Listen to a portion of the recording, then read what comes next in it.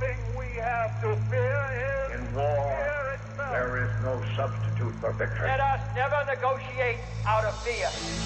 We stand undivided, forever united, fighting hand in hand for the liberty we've earned, for glory and honor, for our sons and daughters, ever mindful of the lessons we've learned. Let the torch of freedom burn.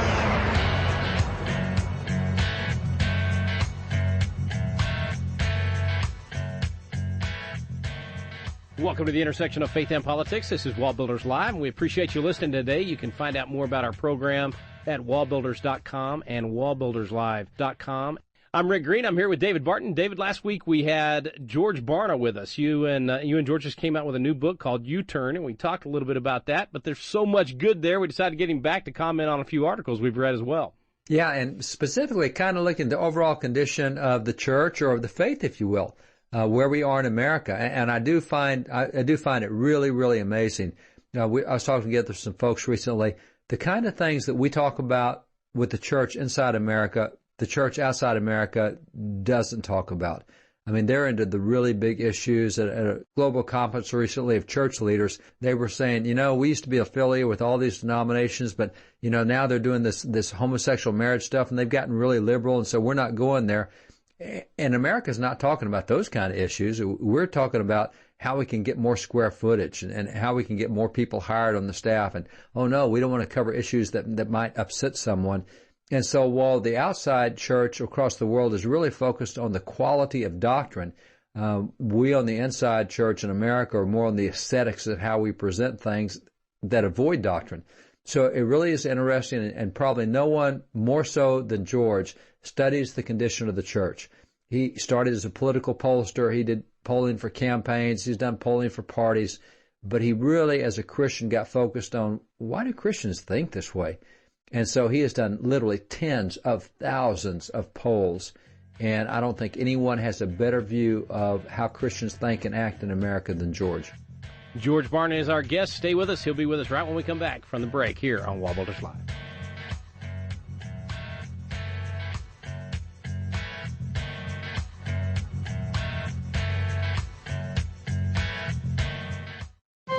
This is David Barton with another moment from America's history. Revisions today often assert that our founding fathers were atheists or agnostics or deists. This charge is not new. In fact, Patrick Henry was even called a deist in his lifetime. Clearly, no one could question his patriotism, but Henry was hurt that they would question his Christianity. Against the charge that he was a deist, Patrick Henry thundered, "Deism, with me, is but another name for vice and depravity. I hear it is said by the deists that I am one of their number, and indeed, that some good people think I am no Christian. This thought gives me much more pain than being called a traitor. Being a Christian is a character which I prize far above all this world has or can boast." Patrick Henry was quick to refute the charge of deism and to declare his open belief as a Christian. For more information on God's hand in American history, contact WallBuilders at 1-800-8-REBUILD. Let the torch of freedom burn.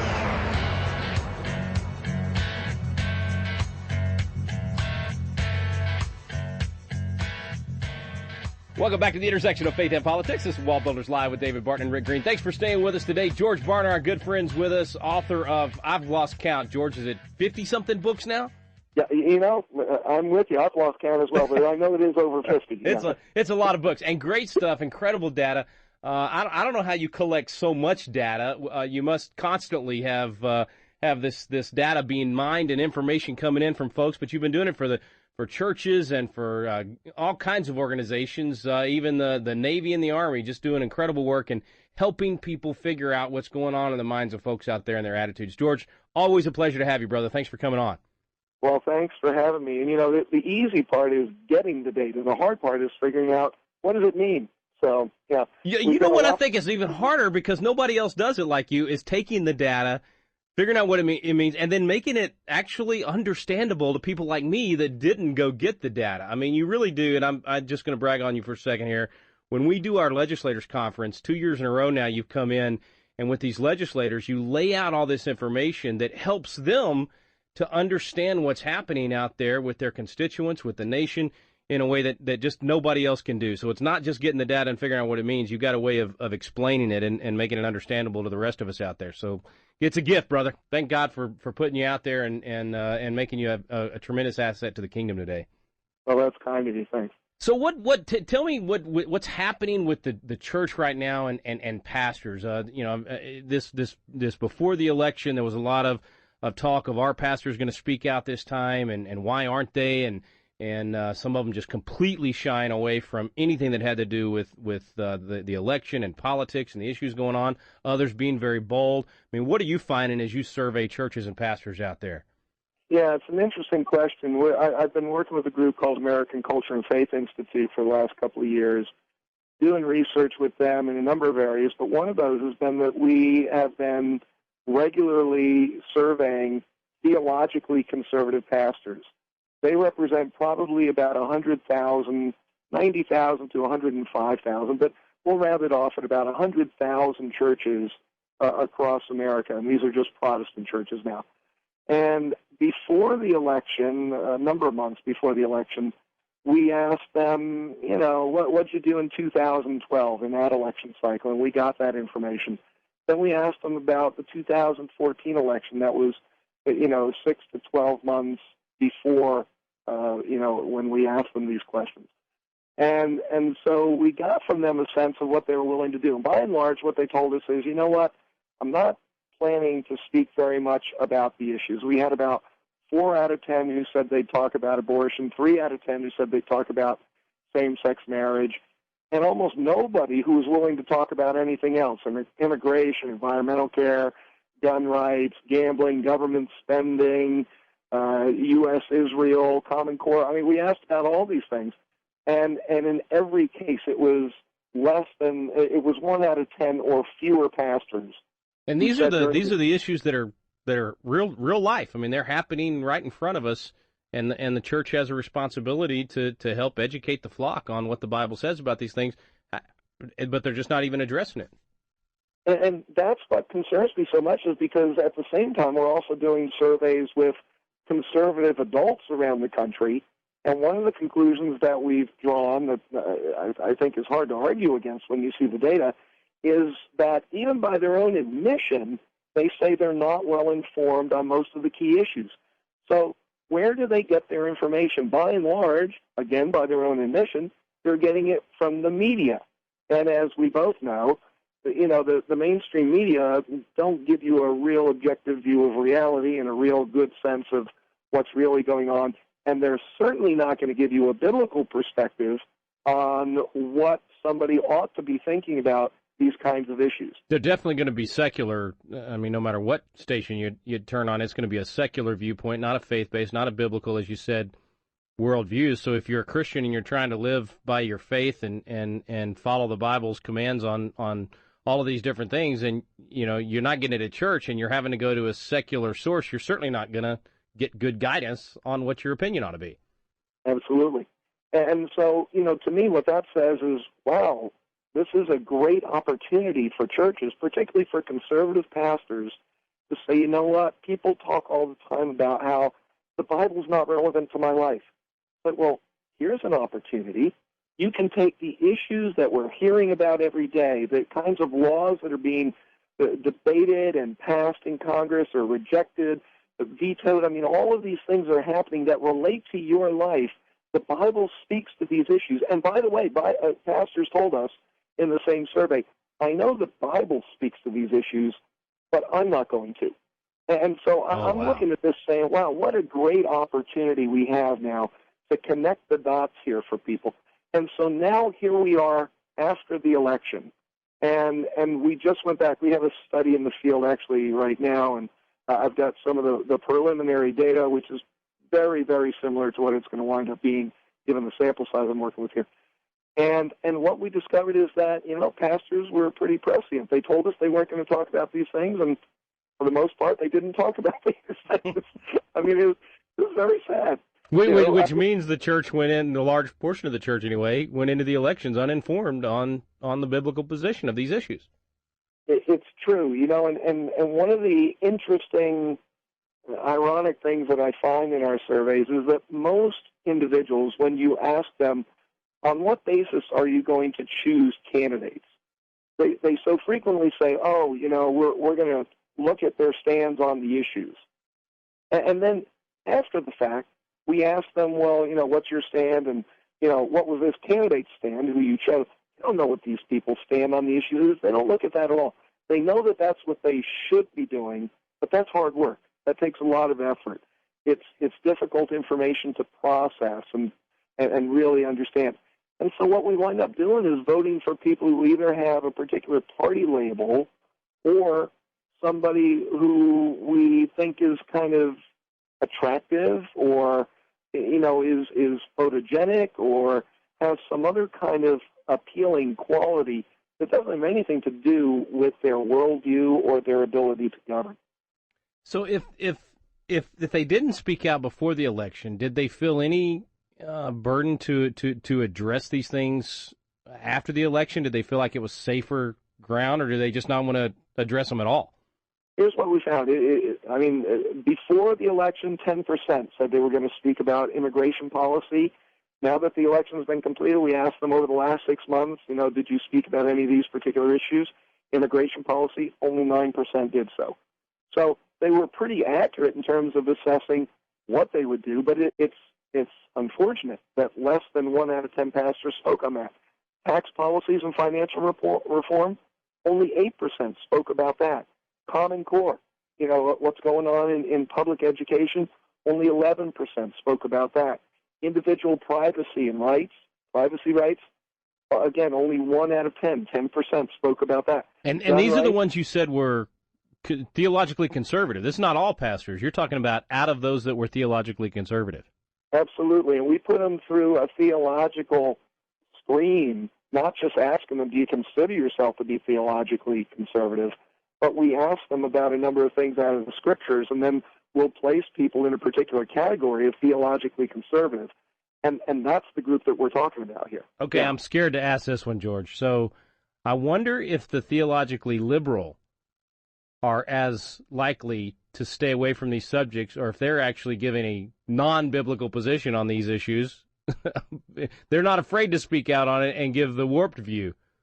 Yeah, I don't have that data yet, but what we've seen in the past, particularly in ethnic churches, whether we're talking about African American churches, Hispanic churches, and a lot of Asian churches, what we're finding is in those particular congregations, it's a whole different ballgame.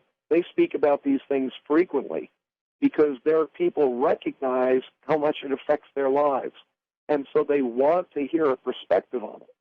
And so, yeah, there's usually a pretty dramatic difference between the theologically liberal churches being willing to speak on it and theologically conservative churches who avoid it like the plague. Do you think there, and you may not have data on this yet since it's so recent, but do you think there's any chance the Houston situation with the pastors, being the government going after the pastors and wanting their private communication and all that, do you think that will have any impact on this, either waking up pastors to realize you can't ignore the culture, it's going to come after you, or possibly even the chilling effect of scaring off pastors?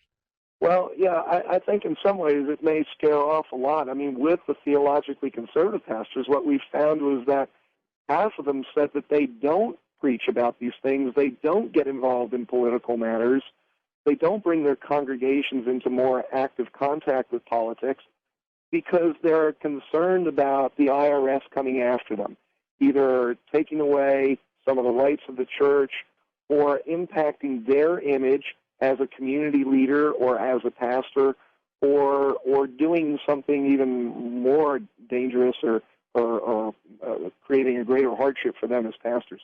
So there is that fear that the IRS and many liberal organizations have created in the minds of theologically conservative pastors. What a shame. What a shame. So give me some bright spots. What did you see in your data that you could point to and say, okay, this is where it's getting done right, or here's a formula, or give me something of how we turn this thing around?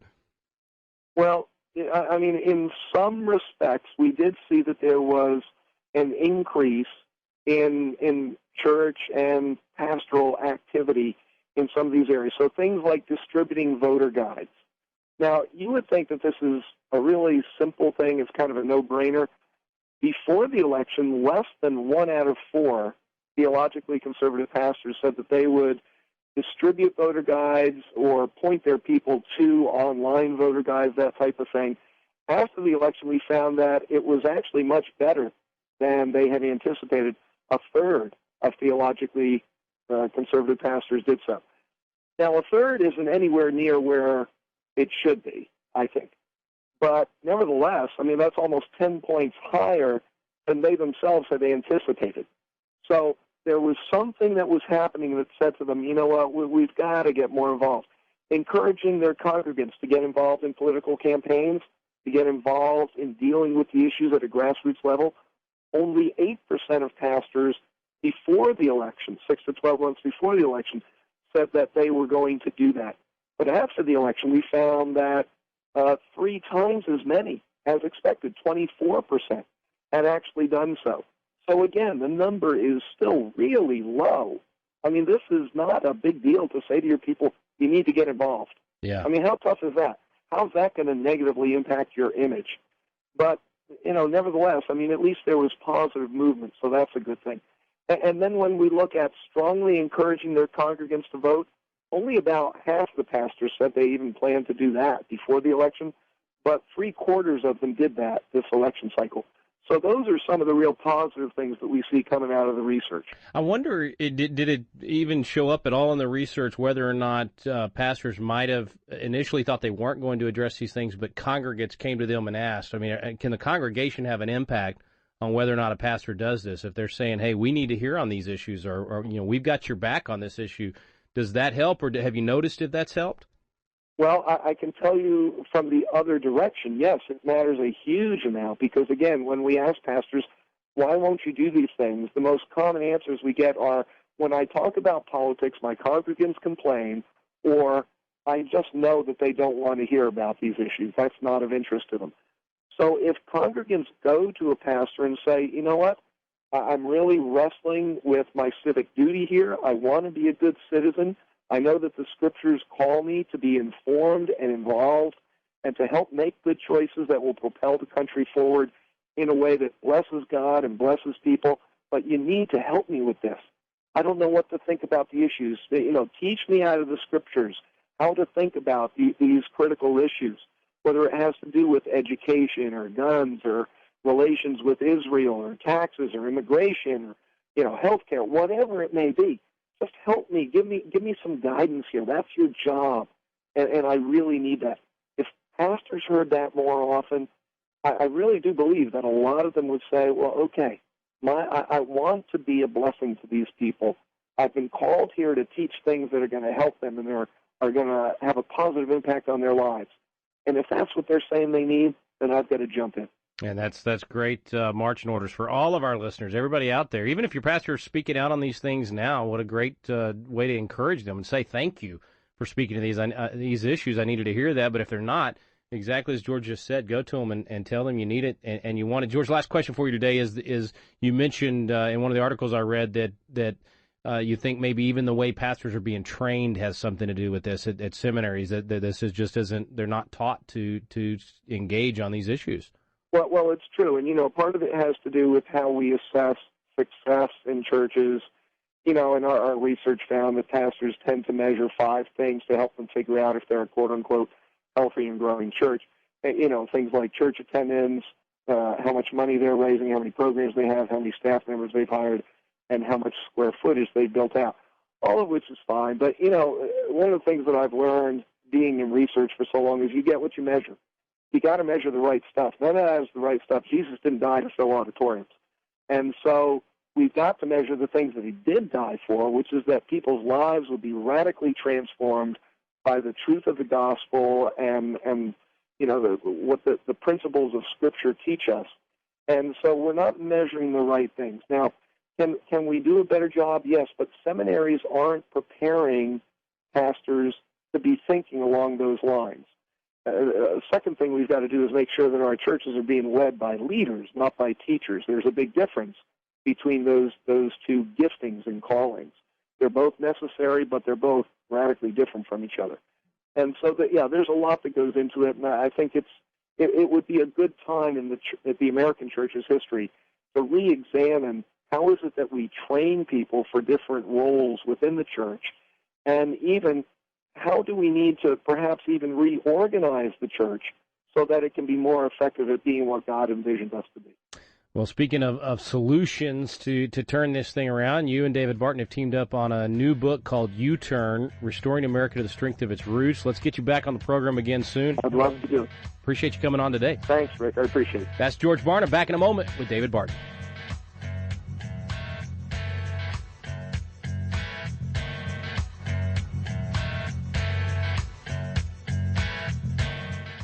Have you ever wanted to learn more about the United States Constitution but just felt like, man, the classes are boring, or it's just that old language from 200 years ago, or I don't know where to start? People want to know, but it gets frustrating because you don't know where to look for truth about the Constitution either. Well, we've got a special program for you available now called Constitution Alive with David Barton and Rick Green, and it's actually a teaching done on the Constitution at Independence Hall in the very room where the Constitution was framed. We take you both to Philadelphia, the cradle of liberty, and Independence Hall, and to the WallBuilders Library, where David Barton brings the history to life to teach the original intent of our founding fathers. We call it the Quick Start Guide to the Constitution because in just a few hours through these videos, you will learn the Citizen's Guide to America's Constitution. You'll learn what you need to do to help save our constitutional republic. It's fun, it's entertaining, and it's going to inspire you to do your part to preserve freedom for future generations. It's called Constitution Alive with David Barton and Rick Green. You can find out more information on our website now at wallbuilders.com. Let the torch of freedom burn.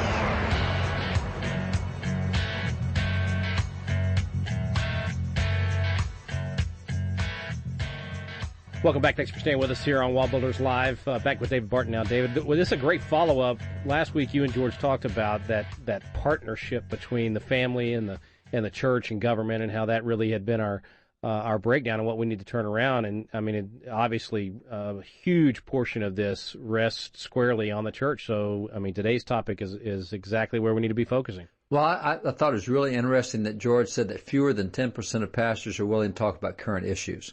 Now, Jesus talked about current issues all the time. He talked about things that were in the news. He talked about the tower that fell over at Siloam, and he talked about what Herod had done and mingling blood with certain sacrifices. And Jesus was all the time talking about things that were going on. But I find it interesting that George has documented that less than 10% of theologically conservative pastors want to talk about issues. And I mean, you hit it, but where are people going to get their news? They're going to get it from secular sources. So if the church even refuses to offer an alternative on that, then you're going to have Christians that all the viewpoint they get is completely secular, and that's all they're going to think, and they'll think that that's where it is. And I was even more struck with what George said about, this is a great opportunity for pastors and churches to give input, but they don't. And the quote he said that I wrote down was, I know the Bible speaks to these issues, but I'm not going to. And for a pastor to say that is just really pretty untenable. And we're talking theologically conservative pastors here. To make a statement that says, well, I know the Bible addresses that, but I'm not going to. I mean, it's the same as saying that the Bible's irrelevant. Well, they just said it. They've said my will supersedes the Bible's will. Well, the Bible talks about it, but I'm in charge, and I'm not going to talk about what God talks about. I'm going to talk about what I want to talk about. And man, that's, whew. And then to point out, as he did, that theologically liberal churches are willing to address this stuff, but from the wrong viewpoint. But the ones who have the truth viewpoint don't want to touch it. And then he goes on to say, well, they're worried about their image as a community pastor, so they won't touch the issues. And that's what the polling shows. Why won't you address these? Well, my image in the community, and when I do, people complain. And it goes back to, we've got too many pastors that don't recognize their accountability to God. They think they're accountable to the community or to their flock. They're not. They're accountable to God. When's the last time, I'm sorry, I live in the country, and maybe I just think this too logically. I've never seen a shepherd be accountable to the sheep. I've never seen a cowboy be accountable to the cows in the herd. I've never seen a horseman be accountable to. It's always the other way around. As a leader, as a cowboy, you make the herd accountable to you. I mean, we just got back from a roundup where we rounded up, went miles across open range, rounding up hundreds of cattle, driving them to the branding pens, putting them into branding pens, and branding them and injecting them with vaccinations, and we're in charge of the cattle. We don't let the cattle run us. And so to let the flock run the shepherd, what kind of backbone is that? It's no backbone. There's no kind of shepherd, by the way. And I go back to one of the things God really nailed me with early on out of Jeremiah 1:17, where he told Jeremiah, he said, Jeremiah, I've got a hard message for this people. And if you let what you see in their faces change that message, I will break you to pieces in front of them. And it's like, wow, I'm a lot more concerned about what God thinks about me than I am about what people in the pews think about me. And if God's told me to deliver a message and I don't do it because of what I see, the reaction in their faces, I'm in serious trouble. And this is where we have to get over and get back to the Bible as truth. And if the church is going to be relevant, we've got to have some leaders step up in the church and start delivering these points. And when you guys did the book, and as you saw the research that was out there, how much hope did it give you when you saw the pastors that were doing exactly what you're talking about? Well, we understand, and we've talked in this program before, it does not take a majority to win things. I mean, you only had 25% of Americans who supported the American Revolution, only 8 to 9% who participated. All you got to have is a solid core willing to do something. And we've got that solid core now in churches, or at least the beginnings of that. And if we can get that solid core built and sustained, if we can help them, we can see this thing turn back around, and that's what we cover in U-Turn. We can make that U-turn if we'll just take that action. Thank you for listening today, folks. You've been listening to WallBuilders Live.